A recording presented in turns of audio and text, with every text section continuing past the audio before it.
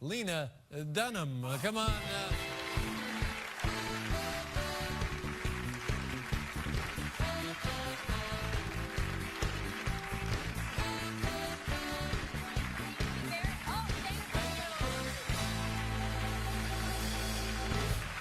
How you doing? I'm really good. I'm so happy to see you again. Well, nice to see you, and Happy New Year. And what did you do for the New Year? Anything? Happy New Year to you. Thank you. So I don't take very much time off. I'm not very good at it, but Why is that, do you think? That's an interesting thing to say about yourself. You're not good at having free time.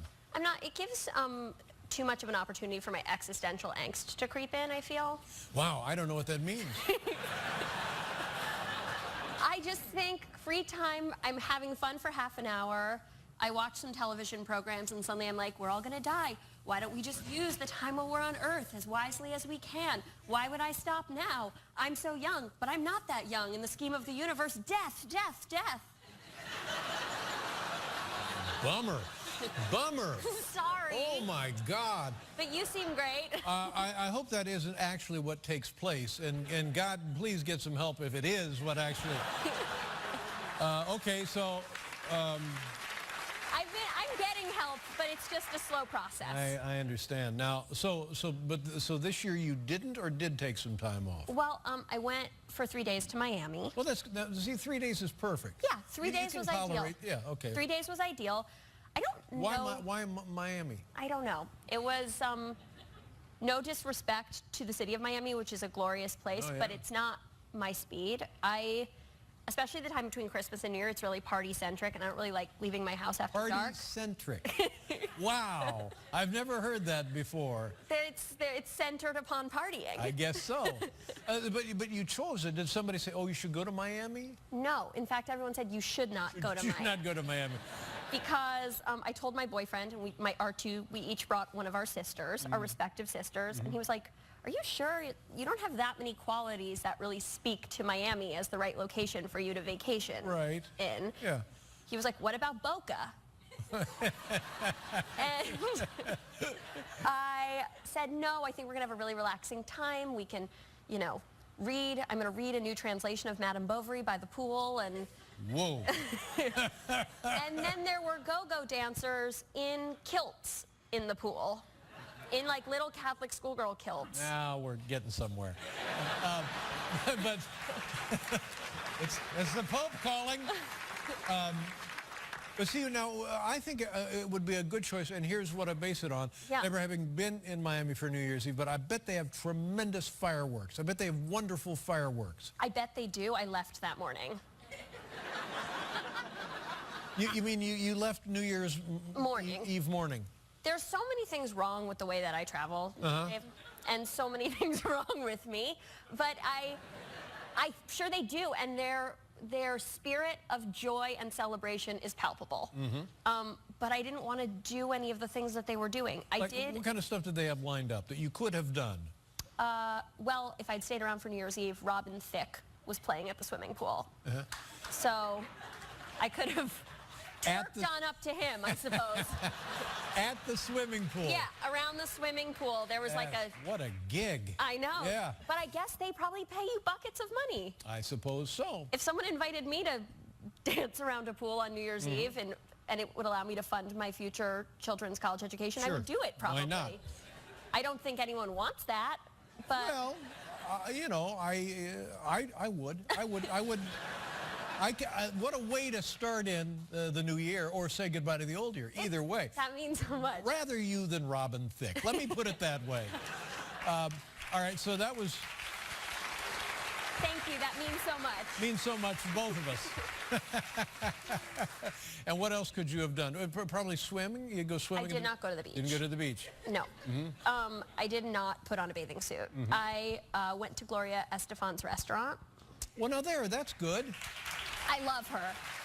And I think I pre-warned everyone. I was like, so I got a reservation at Gloria Estefan's restaurant, and they were like, I think thought I was joking, and we got there, and I was like, everybody, get your niceties on. We're going to Gloria Estefan's restaurant. And they were like, oh, we didn't understand this was actually happening. And it's great. Sure. I had a delicious Cuban meal. Yeah. Now, you've liked her since, and why? The conga. I think that's why we all were initially introduced to her. I was in a children's aerobics class called Hands Up when I was about 6, and they played the conga, and I was like, this is the most beautiful song I've ever heard. And I made my parents play it over and over in the car, and they're like Bob Dylan listeners, like they were like suicidal. They're like, what did we do? And I had a whole choreographed dance to it, and so... Now, have you met Gloria Estefan? No, but I've been to Cuba, and the entire time I was there, I was like, I am in the birthplace of Gloria Estefan. I didn't care about their fascinating history of communism and revolt and Fidel Castro and the vintage cars. It was all about Gloria Estefan. Estefan. Yeah, but see, now there you had a lovely experience for your 3-day investment of time in Miami. Yeah. I did. Yeah. I did, and then later I made everybody else rate the restaurant on a scale of 1 to 10. Rate it? Yeah. Yeah. And I gave it an 11. Whoa, I would say buddy. It received a cumulative 6 from the rest of the crowd. That's not about Gloria. It's just that we were next to a noisy table. Noisy table. And you can't expect everything to go right on New Year's Eve, but this was probably not New Year's Eve. This was the day before New Year's Eve. This was 3 days before New Year's Eve. Oh, I see. What did you do for New Year's Eve? Oh, I had a fantastic time. You did? Yes, I did. I had a great holiday, and I won't bore you with what I did, but a lot of family, a lot of activities, and it was one of the nicest holidays I've ever had in my life. I'm so happy for you. Come on. Wait, better one. Better one.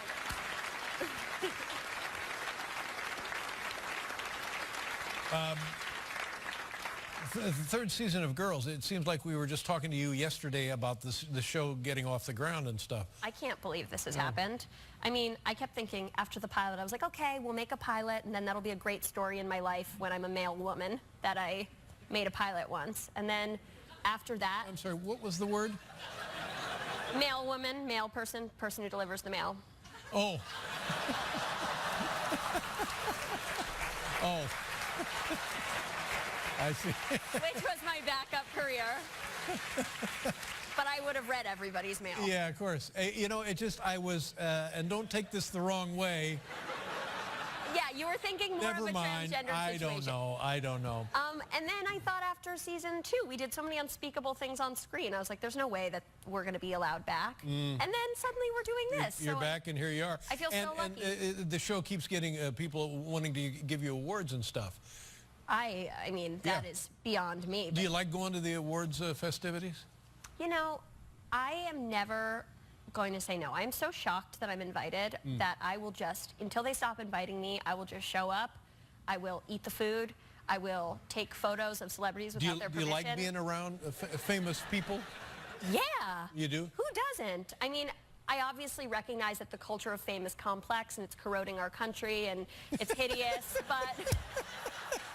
It's hideous, and it's corroding our country. I love to look at famous people. Yeah, sure, but you know, you're right. It is hideous. I mean, we know that it's the worst. We know we should separate our egos from our true consciousness, but I just want to look at the Kardashians' butts all day. Yeah. Yeah. Come on, again. There you go.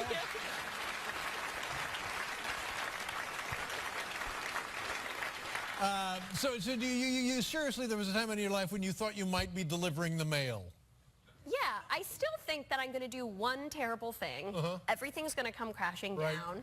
And then I'm going to be, I mean, delivering the mail is the best case scenario for what I'm going to be doing. No, but it's show business. That's the beauty of show business. Look at Charlie Sheen. He's still in show business. It's crazy. I know. My mom actually said to me, she was like, the worse behaved you are, the better this will go. That's right.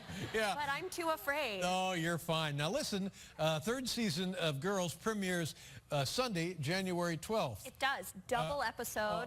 Now why the double episode? Why not? I don't understand.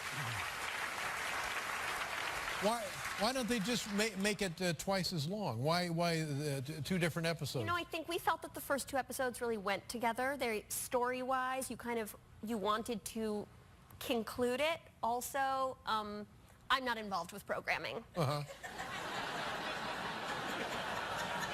But couldn't they have just made it like a 2-hour show or something if they wanted to double what they were getting? I know, it's confusing. I didn't know that's what we were doing, but you know, I just say, yes, HBO, thank you, HBO. I'm at your service. Which item of clothing would you like me to remove? Yeah. God. Now, I'd like that attitude to turn around a little this year. You mean for me to just say, this is my year to... Here's how it begins. Hey, suck it, boys. Hey. Hey, boys, suck it. Well, my New Year's resolution was to say no more. Yeah, good for you. So no, I won't be going to dinner with you later. That was a foregone conclusion. That's Lena Dunham, ladies and gentlemen. Girls, you can see it Sunday, January 12th. God bless you. Happy New Year. Nice to see you again. We'll be back with Max Greenfield, everybody. Nice talk.